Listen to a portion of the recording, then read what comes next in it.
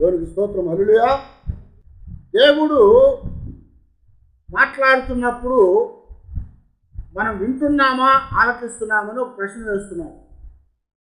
కారణం ఏంటంటే దేవుని మాట వినటం వేరు, దేవుని మాట ఆలకించటం వేరు. దేవుని సన్నిధిలో వినటం ఆలకించడం అనే దానికి చాలా వ్యత్యాసం ఉంది.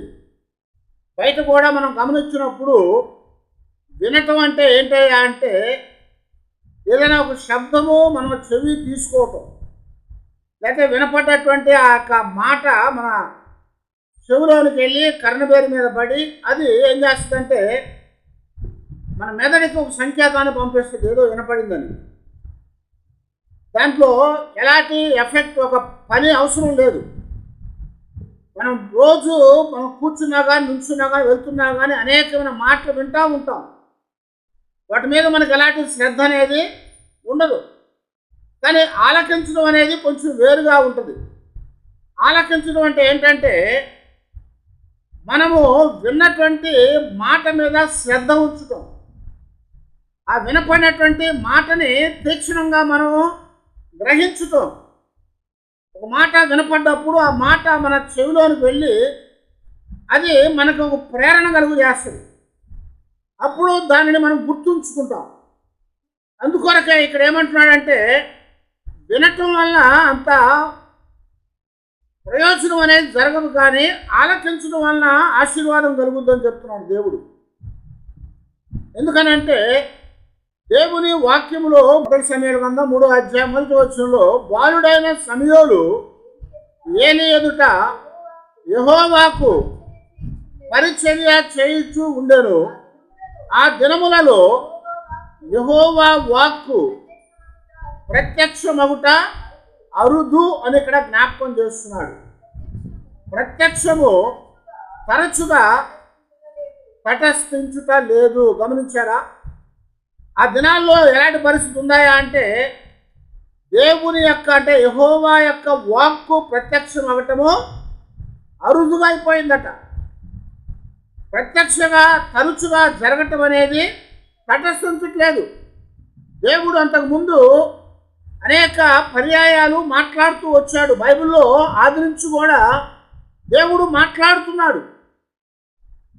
దేవుడు మాట్లాడినప్పుడు ఆ మాటలు వినాలని, వాటిని ఆలకించాలని దేవుడు మనల్ని కోరుతా ఉన్నాడు. ఇంకా మనం చెప్పుకున్నట్టుగా వినటం వేరు, ఆలకించడం వేరు. ఆ దినాలు ఎలాంటి దినాలయ్యా అంటే న్యాయాధిపతుల కాలం అయిపోయింది. న్యాయాధిపతులు అనేవారు ముగించబడ్డారు. ఆఖరిగా ఏలీ అనేటువంటి ఆయన ఆఖరి న్యాయాధిపతిగా యాజకుడుగా ఉన్నాడు. అయితే ఆయన దినాల్లో దేవుని యొక్క వాక్కు అనేది ప్రత్యక్షం అవటం అరుదైపోయింది. అంతకుముందు చాలాసార్లు దేవుని వాక్కు ప్రత్యక్షం అవుతూ ఉండేది. దేవుడు మాట్లాడుతూ ఉండేవాడు. దేవుడు ఎలాగ మాట్లాడతాడయ్యా అంటే నానా విధాలుగా మాట్లాడతారని పౌలు గారు హెబ్రీ పత్రికలో మనకు జ్ఞాపకం చేశాడు. దేవుడు నానా విధాలుగా మాట్లాడతాడు. వాక్యము చేత, అలాగే సూచనల చేత, దర్శనాల చేత, కళల చేత, చివరకట తన కుమారుడైనటువంటి యేసు క్రీస్తు వారి ద్వారా మనతో మాట్లాడుతున్నాడని హెబ్రీ పత్రికలో జ్ఞాపకం చేస్తున్నాడు. కనుక దేవుని యొక్క మాట, దేవుని యొక్క ప్రత్యక్షత అనేది చాలా అవసరం మనకి. కానీ ఆ దినాల్లో ఎలా ఉందయ్యా పరిస్థితి అంటే దేవుని మాట లేదు వాళ్ళకి, దేవుని యొక్క ప్రత్యక్షత లేదు. దేవుని మాట, దేవుని ప్రత్యక్షత లేకపోతే దాన్ని ఏమంటారంటే క్షామం అంటారు. వాక్యం అనేటువంటి కరువు అని చెప్తూ ఉంటారు. బైబిల్లో మనం చాలాసార్లు కరువుల గురించి మనం చూస్తూ ఉన్నాము. అబ్రహాము కాలంలో కరువు వచ్చిందని చెప్పాడు దేవుడు. ఇస్సాకు కాలంలో కరువు వచ్చింది. యాకోబు కాలంలో కూడా కరువు వచ్చింది. ఆ కరువు దినాల్లోనే వారందరూ ఆహారం కోసము ఐగుప్తుకి వెళ్ళినట్టుగా వాక్యం మనకి తెలియజేస్తూ వచ్చింది. అయితే ఆ కరువు ఏదయ్యా అంటే అన్నపానాల వల్ల కలిగినటువంటి కరువు అని చెప్తా వచ్చాడు. అయితే ఇప్పుడు వచ్చిన కరువు ఏదయ్యా అంటే అన్నపానాల వల్ల కలిగినటువంటి కరువు కాదట, వాక్యం అనేటువంటి కరువు అని చెప్తున్నాడు. ఏదైనా లేకపోతే ఏమంటాము? కొరత. అవునా? చాలాసార్లు ఏమంటాం, ఏదైనా అయిపోయినప్పుడు, లేకపోయినప్పుడు, తగ్గిపోయినప్పుడు కొరతగా ఉందంటారు. ఎండాకాలం రాగానే రోజుకి ఒకసారి లేకపోతే 2 రోజులకి ఒకసారి నీళ్ళు ఇస్తారు. కారణం ఏంటి? నీటి కొరత. అవునా? అలాగే ఇప్పుడు జనాభా ఎక్కువైపోయి ఏమైందంటే ఆహార కొరత వచ్చేసింది. అందువల్ల ఆహార భద్రత ఏర్పాటు చేస్తున్నారు. అయితే ఇప్పుడు దేవుని వాక్యంలో మనం చూస్తున్నటువంటిది ఏదయ్యా అంటే ఆహారం వల్ల వచ్చిన కొరత కాదు, ఆహారం వల్ల వచ్చినటువంటి కరువు కాదు. అబ్రహాం కాలంలో, ఇస్సాకు కాలంలో, యాకోబు కాలంలో దేవుని వాక్యములో కరువు వచ్చిందని చెప్తున్నాడు. ఆ కరువు కోసం అనేక ప్రాంతాలకు వెళ్ళి ఆహారాన్ని తెచ్చుకొని వారు భుజించి వారు ఆ యొక్క ఆకలిని తీర్చుకున్నారు. కానీ ఇప్పుడు కలుగుతున్నటువంటి కరువు ఏదయ్యా అంటే వాక్యం అనేటువంటి కరువు, దేవుని యొక్క మాట అనే దాని ద్వారా కలిగేటువంటి కరువు అని చెప్తున్నాడు. అందుకే ఆమోసు గ్రంథంలో 8వ అధ్యాయంలో 11వ వచనం నుంచి మనం చూస్తూ ఉంటే, రాబో దినముల యందు దేశములో నేను క్షామము పుట్టింతును, అది అన్నపానమును లేకపోవటం వలన కలుగు క్షామము కాక యెహోవా మాట వినకపోవటం వలన కలుగు క్షామముగా ఉండును. ఇదే యెహోవా వాక్కు. కాబట్టి జనులు యెహోవా మాటను వెదుకుటకై ఈ సముద్రము నుండి ఆ సముద్రం వరకును, ఉత్తర దిక్కు నుండి తూర్పు దిక్కు వరకును సంచరించుదురు గాని అది వారికి దొరకదు. ఆ దినమందు చక్కని కన్యలు యవ్వనులను దప్పిచేత సొమ్మసిల్లుదురు. రాబోయే దినాల్లో ఒక కరువు రాబోతా ఉంది, క్షామము రాబోతా ఉందట. ఆ క్షామం ఏదయ్యా అంటే అన్నపానం వల్ల కలిగేటువంటి క్షామము కాదు, దేవుని యొక్క వాక్యము యెహోవా మాట వినకపోవటం వలన కలిగే క్షామం అని చెప్పాడు. అయితే అలాంటి క్షామమే ఇప్పుడు ఇక్కడ మనం చూస్తూ ఉన్నాము. దేవుని యొక్క వాక్కు లేదు వాళ్ళకి, దేవుని యొక్క దర్శనము లేదు, ధర్మశాస్త్రము లేదు, ప్రవక్తలు లేరు, యాజకులు లేరు. ఉన్నటువంటి వారికి కూడా దేవుడు ప్రత్యక్షమవటము అరుదైపోయింది. అరుదు అంటే ఏంటి? అరుదు అంటే తక్కువ. తరచు అంటే తరచుగా అంటే అప్పుడప్పుడు అని కదా. తరచుగా అంటే వెంట వెంటనే అప్పుడప్పుడు. కానీ ఇప్పుడు తరచుగా రావటం ఆగిపోయింది, అది అరుదైపోయిందట. అందువల్ల దేవుడు మాట్లాడితే విందామని చూసేవారు ఉన్నారు, కానీ మాట్లాడలేదు. దేవుని వాక్కు వినపడటం లేదు. ఆ దినాలు అలాంటి పరిస్థితి వచ్చింది. ఇప్పుడు దేవుని వాక్యం అనే కరువు వచ్చింది. అందువల్ల ఏమీ కూడా చేయలేని పరిస్థితిలో ఉండిపోయారు. కానీ ఆ సమయంలో దేవుడు తన వాక్కును పంపించాడు అని చెప్తున్నాడు. తన వాక్కును పంపించాడు, తన మాటను ఇచ్చాడు. ఆయన వాక్కుతో ఆయన మాట్లాడటానికి ఇష్టపడ్డాడట. ఎందుకంటే ఆ దినాన ఎలా ఉంటారయ్యా అంటే చక్కని కన్యలు, యవ్వనస్తులు దప్పి చేత సొమ్ము చెల్లిపోతారు. ఆత్మ దప్పి చేత, ఆత్మీయమైన దప్పి చేత సొమ్ము చెల్లిపోతారట. వారు ఈ సముద్రం మొదలుకొని ఆ సముద్రం వరకు ఉత్తర దిక్కు నుంచి తిరిగి గుండ్రంగా తూర్పు దిక్కు దాకా వస్తారు, కానీ దేవుని వాక్కు వారికి దొరకదట. అలాంటి సమయాల్లో ఇప్పుడు దేవుని మాట ప్రత్యక్షమైంది, దేవుని మాట వినపడింది. అది ఎవరికి వినపడిందయ్యా అంటే బాలుడైనటువంటి సమూయేలుకి వినపడింది అని చెప్తున్నారు. బాలుడైన సమూయేలు ఏలీ ఎదుట యెహోవా పరిచర్య చేయించు ఉండెను రాస్తున్నారు. ఇశ్రాయేలుకి సేవ చేయాలంటే 30 సంవత్సరాల వయసు ఉండాలి. యాజకులుగా రావాలంటే, పరిచర్యలుగా రావాలంటే, సద్దుకాయలు అంటే ఆ సన్హెద్రి సభలోనికి రావాలంటే 30 సంవత్సరాల వయసు ఉండాలి వాళ్ళకి. 30 సంవత్సరాల వయసు లేకుండా ఆ సన్హెద్రి సభలోనికి రావటానికి వీలు లేదు. కానీ ఇక్కడ దేవుడు ప్రత్యేకతనిచ్చాడు. ఆ ప్రత్యేకత ఏందయ్యా అంటే సమూయేలుని దేవుడు ఏర్పాటు చేసుకున్నాడు. ఏ వయసులో? 5-6 సంవత్సరాల వయసులో ఉన్నప్పుడు, బాలుడుగా ఉన్నప్పుడు దేవుని యొక్క పరిచర్య చేయటానికి సమూయేలు దేవుని యొక్క మందిరంలోనికి, దేవుని ఇంటిలోనికి తీసుకురాబడ్డాడు. ఎందుకంటే దాని ముందు వృత్తాంతం అంతా మనకు తెలుసు కదా. ఎవరు వాళ్ళ తల్లి? ఎవరు సమూయేలు తల్లి ఎవరు? అన్న. అన్నకి బిడ్డలు లేరు, ఆమె గుడ్రాలుగా ఉంది. ఆమె చాలా ప్రేమతో ప్రేమించబడింది, కానీ బిడ్డలు లేక ఒక దినాన మరి ఎంతగానో వేదన పొందింది, అవమానం పొందింది. అందుకని దేవుని దగ్గరకు వచ్చి ఏం చేసిందట? దేవుని దగ్గర మొర్ర పెట్టుకుంది, దేవునికి ప్రార్థన చేస్తుంది. ఆమె మొర్ర పెడుతూ ప్రార్థన చేస్తూ ఉన్నప్పుడు పెదాలు కదులుతున్నాయి, కానీ మాట బయటికి వినపడలేదు. అది చూసిన ఏలి, అప్పుడు యాజకుడుగా ఉన్నవాడు, అంటాడు కదా, అమ్మా పొద్దున్నే నువ్వు మత్తురాలయ్యావా? నీ పెదాలు కదులుతున్నాయి కానీ మాట వినపడతలేదు అన్నాడు. అయ్యా, నేను మత్తురాలు కాదు, వేదంతో ఉన్నాను, దేవునికి మొర్ర పెట్టుకుంటున్నాను అని చెప్పినప్పుడు దేవుడు నీ మొర్ర ఆలకించును గాక అని చెప్పాడు. దేవుడు ఆ మొర్ర విన్నాడు. ఆమె ఏమడిగింది? ఒక కుమారుడు నాకు దయచేయ ప్రభువా, నువ్వు నా కుమారుడిని ఇస్తే నేను తెచ్చి వాడిని నీ సన్నిధిలో విడిచిపెడతా. గమనించాడు, వాడు పాలు మరిచిన తర్వాత తెచ్చి నేను వాడిని నీ దగ్గర విడిచిపెడతాను. ఇశ్రాయేలు యొక్క ఆచార ప్రకారం మగపిల్లవాడు పుట్టినప్పుడు 8వ రోజున దేవాలయానికి తెచ్చి వాడికి సున్నతి చేసి దేవునికి ప్రతిష్ఠించాలి. ఆమె తీసుకురాల బహుశా. ఆమె పాలు విడిచే వరకు కూడా పిల్లోడిని ఎలా, పాలు విడిచిన తర్వాత పిల్లోడిని తెచ్చి దేవుని మందిరంలో విడిచిపెట్టేసింది. పిల్లోడిని తెచ్చి దేవునికి అప్పగించేసింది. నీ సేవ చేస్తాడు ప్రభు ఆ వీడని చెప్పింది. ఆ పిల్లోడికి పేరేం పెట్టింది? సమూయేలు అని పేరు పెట్టింది.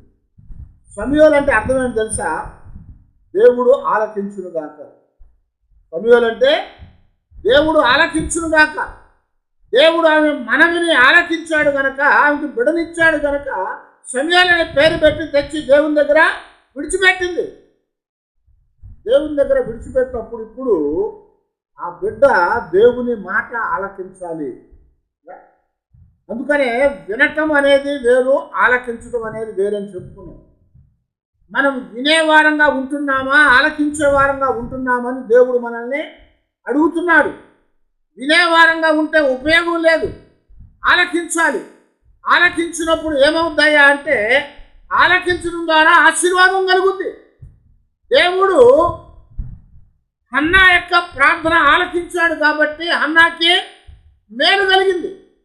ఇప్పుడు ఆ మేలు చేత ఏం చేస్తుందంటే, ఆ పిల్లోని తెచ్చి నువ్వు కూడా దేవుని మాటని ఆలకించమని దేవుని మందిరంలో విడిచిపెట్టింది. ఆ మందిరంలో విడిచిపెట్టినప్పుడు ఏలీ దగ్గర ఆయన దేవునికి పరిచర్య చేస్తూ ఉన్నాడు. ఏలీ ఏమంటే అర్థమేంటి తెలుసా?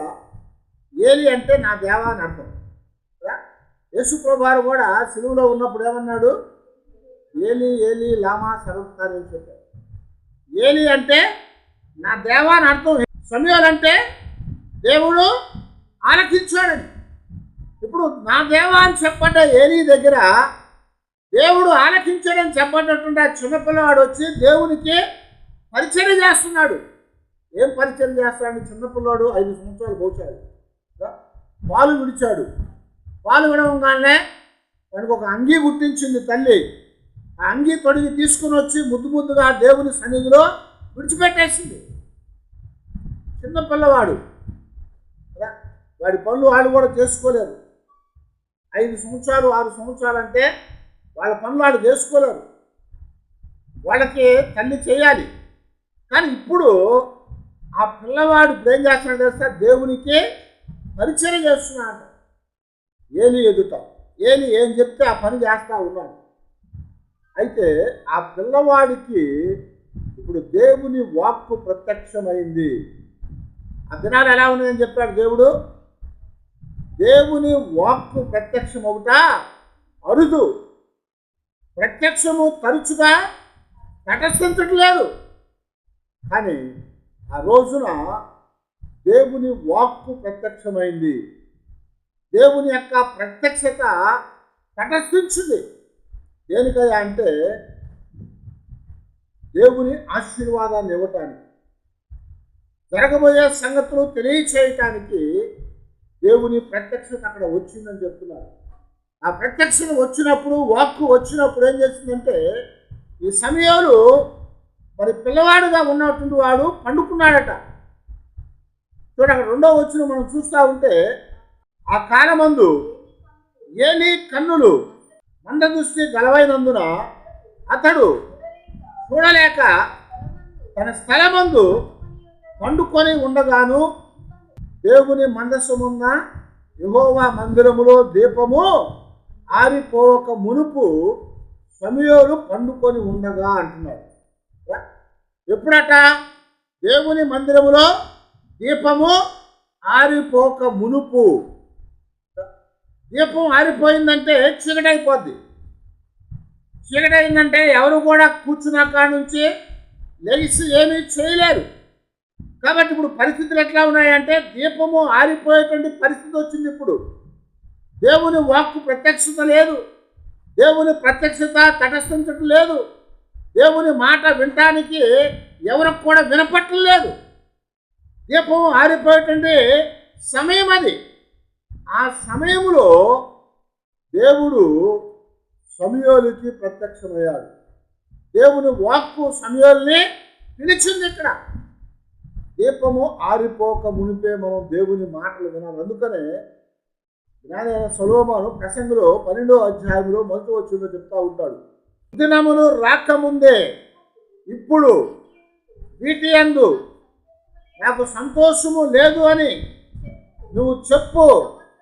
సంవత్సరములు రాకముందే తేజస్సునకును సూర్యచంద్ర నక్షత్రములకును చీకటి కమ్మకముందే వాన వెలసిన తర్వాత మేఘములు మరలా రాకముందే నీ బాల్య దినములందే నీ సృష్టికర్తను స్మరణకు తెచ్చుకొనుము.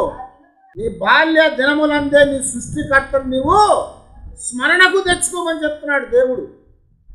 ఎప్పుడట? చీకటి పడకముందే, సూర్యచంద్ర నక్షత్రములకు చీకటి కమ్మకముందే, తేజస్సు పోకముందే నీ దేవుడైన యెహోవాను సృష్టికర్తను నీవు స్మరణకు తెచ్చుకోవాలి అంటున్నాడు. ఇక్కడ దీపము ఆరిపోక ముందు సమూయేలు పండుకొని ఉన్నప్పుడు దేవుడు మాట్లాడుతున్నాడు. అక్కడ కాలం అంతా కూడా ఏమైందంటే చివరికి వచ్చేసింది. ఆ దినాల్లో ఎలాగుంటాయా అంటే, ఏలీకి కళ్ళు మందమైపోయింది, మంద దృష్టి గలవాడయి చూడలేకుండా ఉన్నాడు, కూర్చున్న స్థలంలో నుంచి లెగవకుండా ఉండిపోయాడు. అయితే ఆయన కుమారులు ఉన్నారు. ఆయన తర్వాత వారు యాజకులుగా కొనసాగించాల్సినటువంటి మరి వారిద్దరు కుమారులు ఉన్నారంటే, ఆ ఇద్దరు కుమారులు కూడా దేవుని మాట వినకుండా ఆలకించకుండా ఉండిపోయారు. వాళ్ళ జీవితాల్లో కూడా ఏమైందయ్యా అంటే, దేవుని యొక్క ఉగ్రతకు వారు బలిగా పోతా ఉన్నారు. వారి జీవితాలకి చీకటి కమ్మబోతా ఉందని చెప్తున్నాడు. మరి వారి జీవితాలకి చీకటి కమ్మబోతా ఉంది. ఇద్దరు పిల్లలు ఉన్నారు ఏలీకి. ఆ ఇద్దరు కూడా పరిచర్య చేసేవారుగా ఉన్నారు. కానీ వారు దేవునికి పరిచర్య చేయకుండా వారు ఏం చేస్తున్నారంట? భయంకరమైనటువంటి కార్యాలు చేస్తూ ఉన్నారు. దేవునికి వ్యతిరేకులుగా ఉన్నారు. దేవుని మాట వాళ్ళు విని ఆలకించకుండా ఉన్నారు. వారి జీవితాల్లో ఇప్పుడు ఏం కలగబోతా ఉన్నాయి అంటే, చీకటి కమ్మబోతా ఉంది. తేజస్సు అనేది కనపడకుండా వెళ్ళబోతా ఉందన్నమాట. అలాంటి సమయాల్లో దేవుడు సమూయేలుకి ప్రత్యక్షమయ్యాడు. సమూయేలుకి ప్రత్యక్షమయ్యి ఆ చీకటిగా ఉండక మునుపు, దీపము ఆరిపోక మునుపు దేవుడు సమూయేలుతో మాట్లాడుతున్నాడు. 4వ వచనంలో యెహోవా సమూయేలును పిలిచెను రాస్తున్నాడు. చిన్నపిల్లవాడు 5-6 సంవత్సరాల వయసులో ఉన్నటువంటి ఈ బాలుడైన సమూయేలు దేవుని స్వరాన్ని వినగలుగుతున్నాడు. ఏలి ఆ గురువు గారు చెప్పిన మాటని జ్ఞాపకం ఉంచుకునేవాడు. మన 5 సంవత్సరాల పిల్లవాడికి ఒకటి చెప్పి కాసేపు అని పిలిచి ఏంద్రా ఇందా చెప్పానంటే అది గుర్తుండదు. కానీ నిద్రపోయినటువంటి సమయానికి అది గుర్తుంది. వెంటనే దేవుడు పిలవంగానే అంటాడు కదా, యెహోవా నీ దాసుడు ఆలకించుచున్నాడు, సెలవిమ్ము సెలవిమ్మని చెప్పంగానే దేవుడు ఇప్పుడు 11వ వచనం చూడండి, అక్కడ అంతటా యెహోవా సమయానుకు ఇలాగూ సెలవిచ్చెను, ఇశ్రాయేలీలో నేను ఒక కార్యము చేయబోతున్నాను, దానిని వినువారందరూ చెవులు గింగురుమనును. ఆ దినమున ఏలీ యొక్క ఇంటి వారిని గూర్చి నేను చెప్పినదంతయు వారి మీదకి రప్పించదను, దాని చేయ మొదలుపెట్టి దానిని ముగింతును. హల్లెలూయా. ఏమన్నా అండి, ఒక కార్యము నేను చేయబోతున్నాను. నేను చెప్పబోయేది ఏందయ్యా అంటే, ఏలీ ఇంటి వారిని గురించి నేను మాట్లాడబోతున్నాను. ఏలీ అక్కడ ఉన్నాడు, ఏలీకి చెప్పొచ్చు కదా, అవునా? ఏలీ పెద్దవాడు, దేవుని స్వరాన్ని చాలాసార్లు విన్నవాడు, దేవుడు ప్రత్యక్షతను చూసినటువంటి వాడు. ఏలీకి తన ఇంటి గురించి తనకు చెప్పాలి. ఏలీ నీకు ఇంటి గురించి ఇదిగో ఇదిగో చేయబోతున్నాను చెప్పాలి. అయితే ఇప్పుడు ఎవరితో మాట్లాడుతున్నాడు దేవుడు? సమూయేలుతో మాట్లాడుతున్నాడు. ఎందుకో తెలుసా? ఏలీకి చెప్పాడు, ఏలీ విన్నాడు, ఆలకించలేదు. ఏలీ వినిన తర్వాత కుమారుని పిలిచి కుమారుని మందలించాడు, కానీ వాళ్ళు ఆలకించలేదు. వాళ్ళు కూడా విన్నారు. వాళ్ళ గురించి ఏమన్నా అంటే, తన కుమారులు శాపగ్రస్తులుగా చేయబడుతున్నారు. వారి వల్ల ఎంతో ఇబ్బంది కలుగుతూ ఉందట. దేవుని యొక్క సన్నిధిలోనికి స్త్రీలు కానీ జనులు కానీ రావటము ఆగిపోయిందట. ఎందుకంటే వాళ్ళు ఇబ్బంది పెడుతున్నారు. ఆ యొక్క కానుకలు లేకపోతే తెచ్చినటువంటి ఆ అర్పణల విషయంలో వాళ్ళు అసహ్యాన్ని కలుగు చేస్తూ ఉన్నారు.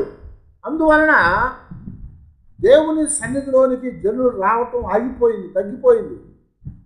అయితే ఇక్కడ సమూయేలుతో ఏలీ ఇంటి గురించి మాట్లాడుతున్నాడు. కారణం ఏంటంటే, ఏలీతో చెప్పాడు దేవుడు, ఏలీ విన్నాడు కానీ దాన్ని సరిగా ఆలకించలేదు. అర్థమవుతుంది ఇప్పుడు చెప్పేది? ఆలకించడం వేరు, వినటం వేరు. ఇందాక వినటం అంటే ఏం చెప్పాను? వినటం అంటే ఆ శబ్దం మన చెవిలోకి వెళ్తుంది. ఆ చెవిలోకి వెళ్ళినాక ఆ చెవిలో వెళ్ళి కర్ణబేరు అనేది ఒకటి ఉంటుంది, దాని మీద పడుతుంది. దాని మీద పడినప్పుడు దాని సంకేతాలు మెదడుకి వెళ్తాయి, ఏదో వినపడుతుందని, శబ్దం అవుతుందని. అంతే, దాన్ని మర్చిపోతాం. దానికోసం ఎలాంటి ప్రయత్నం మనం చేయాల్సిన పని అవసరం లేదు. కానీ ఆలకించడం అంటే ఏంటి తెలుసా? ఆ మాట వినపడతా, ఒక శబ్దం వినపడతా ఉన్నప్పుడు ఆ శబ్దము ఏదో మనం తెలుసుకోవాలనేటువంటి ఒక ఆరాటం. ఆ శబ్దము ఏంటని దాని మీద దృష్టి ఉంచుతాం. గమనించారా? ఆ శబ్దం ఏంటో అని దృష్టి ఉంచాలి. ఏలీ ఆలకించట్లేదు కనుక ఆయనకి వినపడలేదు. అలాగే ఏలీ కుటుంబం గురించి దేవుడు ఏలీకి చెప్పాడు కానీ ఏలీ ఆలకించలేదు. ఆ కుమారుని మందలించుంటాడు, కానీ వాళ్ళు కూడా ఆ మందలింపుని తీసుకోలేదు. అందుకొరకు ఇక్కడ అన్నాడు కదా, నీ ఇంటికి, అతని ఇంటికి నిత్యమైన శిక్ష విధించునని నేను అతనికి తెలియజేయుచున్నాను అని చెప్తున్నాడు. ఒక శిక్షను తన ఇంటికి విధిస్తున్నానని చెప్పి నేను ఏలీ ఇంటి గురించి మాట్లాడుతున్నానని చెప్తున్నాడు. అందుకొరకు ఇక్కడ జ్ఞాపకం చేస్తున్నాడు, వినటం వలన అంత ప్రయోజనం లేదు, కానీ ఆలకించినప్పుడే ఆశీర్వాదం కలుగుతుంది. విన్నాడు ఏలీ, పిల్లలతో చెప్పాడు, అయ్యా మీరు తప్పు పనులు చేస్తున్నారు, చెడ్డ పనులు చేస్తున్నారు అని మందలించాడు. కానీ వారు ఆలకించలే, వాళ్ళు విన్నారు, ఊరుకున్నారు. కాబట్టి ఇప్పుడు జరగబోయే సంగతి అరుదుగా ప్రత్యక్షమయ్యేటువంటి కాలంలో దేవుని యొక్క వాక్యము ప్రత్యక్షం అవ్వని సమయాల్లో దేవుడు తన వాక్కును ప్రత్యక్షపరిచి సమూయేలుతో మాట్లాడుతున్నాడు. సమూయేలుతో మాట్లాడినప్పుడు సమూయేలు ఆ మాటలు ఆలకించాడు. ఆ మాటలు ఆలకించినప్పుడు అతనికి ఆశీర్వాదం కలిగింది. ఇక్కడ దేవుని మాట ఆలకించకుండా విన్నటువంటి ఏలి ఏలి కుమారునికి జరగబోయే శిక్ష దేవుడు చెప్తున్నాడు ఇప్పుడు సమూయేలుతో. ఆ మాట అయిపోయిన తర్వాత వినువారి యొక్క చెవులు గింగుర్లు అంటాయి. వినేవారికి చెవులు గింగుర్లు అనిపిస్తాయి అన్నాడు. కాబట్టి నేను చెయ్యబోయేదంతా కూడా నేను ముగించే వరకు దాన్ని ఇప్పుడు కొనసాగిస్తానని దేవుడు మరి సమూయేలుతో ఏలి ఇంటి గురించి చెప్పాడు. అయితే ఇక్కడ మనం గమనించినట్లయితే వినటం వలన అంత ఉపయోగం లేకుండా పోయింది, ఆలకించటం వలన ఆశీర్వాదాన్ని తెచ్చుకున్నాడు.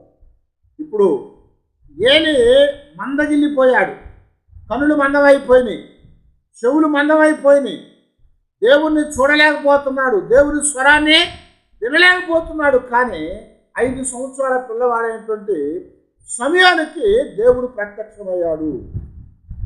దేవుని ప్రత్యక్షతను చూశాడు. ఆయన దేవుని స్వరాన్ని వింటున్నాడు, దేవుని మాటని ఆలకిస్తున్నాడు. జరగబోయే సంగతి ఏలీకి కుటుంబాన్ని గురించి సమూయేలుకి దేవుడు బయలుపరిచాడు. అది ఇప్పుడే మొదలు పెట్టాను, దానిని ముగిస్తానని చెప్పారు. కాబట్టి ఆ తర్వాత అధ్యాయాల్లో మనం గమనించినప్పుడు ఏలీ చనిపోయాడు. ఏలీ కుమారులైనటువంటి ఇద్దరు కూడా మరి వాళ్ళిద్దరూ కూడా చనిపోయినట్టుగా మనం ఇక్కడ గమనిస్తూ ఉంటాం. ఈ 4వ అధ్యాయంలో ఫిలిష్తీయులు యుద్ధం చేయడానికి ఇశ్రాయేలు మీదకి వచ్చారు. ఇశ్రాయేలు మీదకి వచ్చినప్పుడు ఎబెనేజర్ అనేటువంటి దగ్గర ఫిలిష్తీయులు దిగి, మరి అఫేకులో వాళ్ళు దిగిన దగ్గర ఫిలిష్తీయులు దిగినప్పుడు ఇశ్రాయేలుతో యుద్ధం చేయడం ప్రారంభించినప్పుడు ఏమైందయ్యా అంటే ఆ మందస్సం అనేది పట్టబడిపోయింది. దేవుని యొక్క సన్నిధి, మరి దేవుడు షిలోహులో ఉన్నాడు అనుకున్నారు. కానీ ఇప్పుడు ఏమైందంటే ఏలీ కుమారుడు చేసినటువంటి పరిస్థితిని బట్టి దేవుని యొక్క ప్రభావం అనేది వెళ్ళిపోతుందట. ఫిలిష్తీయులు ఏం చేస్తున్నారంట, కేకలు వేసుకుంటూ వస్తున్నారు. హెబ్రీయుల దగ్గరకు వచ్చినప్పుడు వాళ్ళందరూ కూడా అదిగో దేవుడు, వాళ్ళ దేవుడు అద్భుతాలు చేసిన వాడయ్యా, మనం ఏం చేద్దాం ఇప్పుడు అని మనం వెనక్కాడకుండా వాళ్ళ మీదకి యుద్ధానికి వెళ్దామని చెప్పి వాళ్ళు ముందుకు వచ్చినప్పుడట ఫిలిష్తీయులు ధైర్యం తెచ్చుకున్నారట. వాళ్ళు ధైర్యం తెచ్చుకున్నప్పుడు ఇశ్రాయేలీలు ఓడిపోయారు అంటున్నాడు.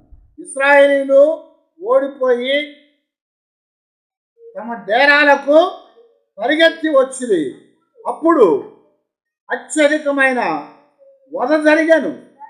ఇశ్రాయేలీలో 30,000 కాలిబలము కూలెను, మరియు దేవుని మందస్సము పట్టబడెను. అది కాకను ఒప్ని ఫినెహాసును ఏలీ యొక్క 2 కుమారులు హతులైరి. ఆనాడే బెన్యామీను ఒకడు యుద్ధ భూమిలో నుండి పరిగెత్తుకొచ్చి చినిగిన బట్టలతో తల మీద ధూళితోను షిలోహులో ప్రవేశించెను. అతడు వచ్చినప్పుడు ఏలీ మందస్సం విషయమై ఉండే అవీచు త్రోవ పక్కను పీఠం మీద కూర్చుండి ఎదురు చూచుచూ ఉండెను. ఆ మనుష్యుడు పట్టణములోనికి వర్తమానము తేగ పట్టణస్థులందరూ కేకలు వేసిరి. ఏలీ ఆ కేకలు విని ఈ గల్లత్తు ఏమని అడుగగా ఆ మనుష్యుడు త్వరగా వచ్చి ఏలీతో సంగతి తెలియచెప్పెను. ఏలీ 98 ఏండ్ల వాడై ఉండెను.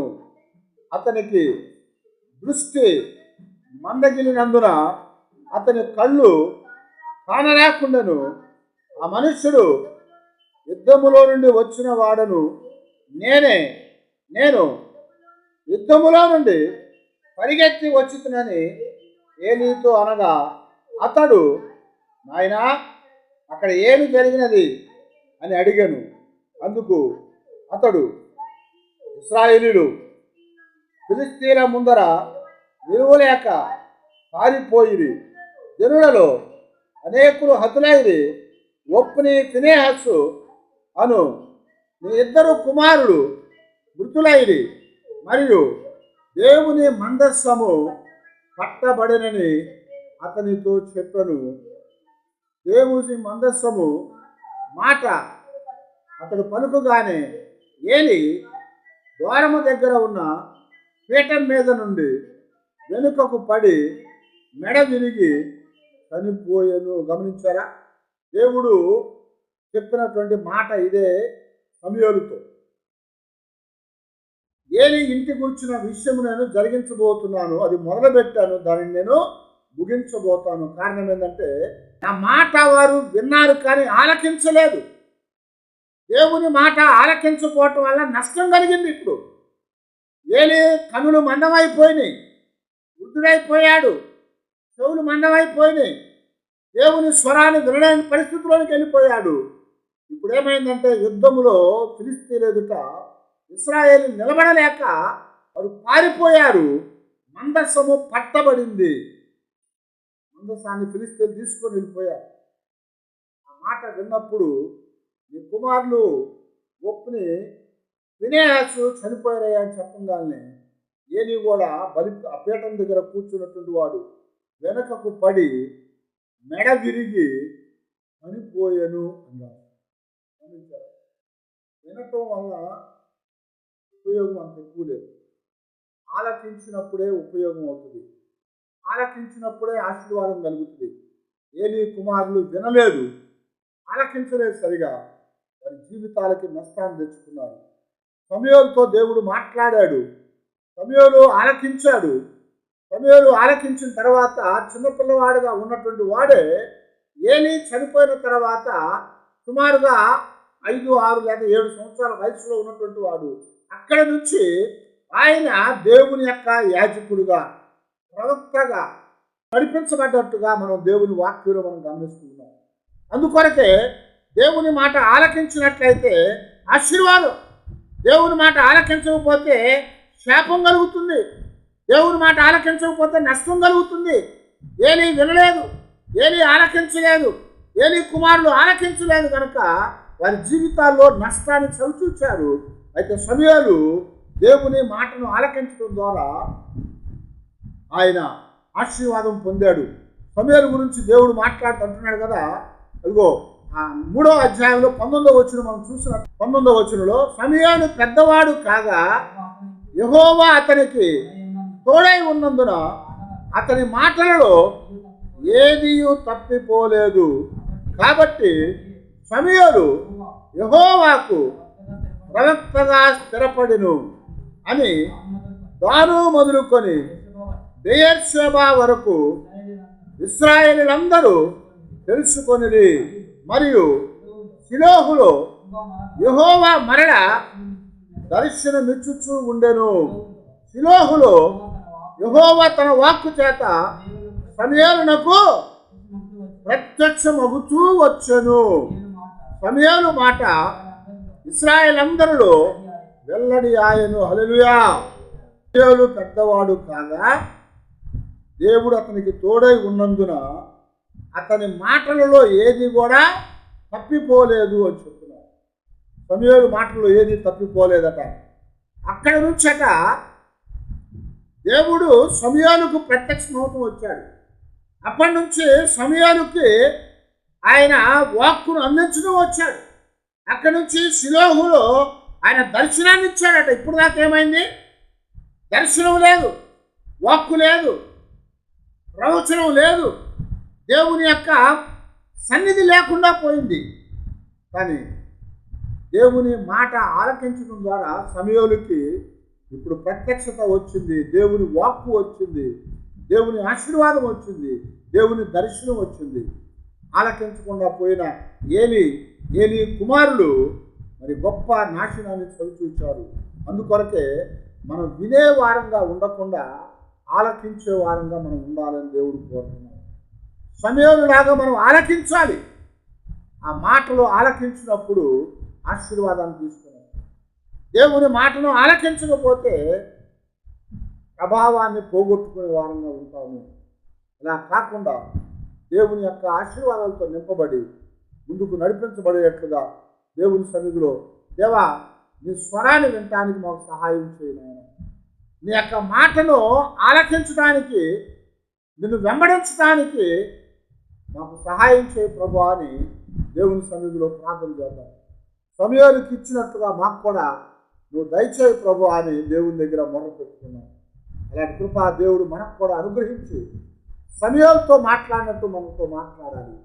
సమయానికి ప్రత్యక్షమైనట్టు మనకు కూడా ప్రత్యక్షమయ్యి మన జీవితాలు ఆశీర్వాదకరంగా ఉండేట్లుగా దేవుడు చేసేటట్టు ప్రార్థన చేస్తాం.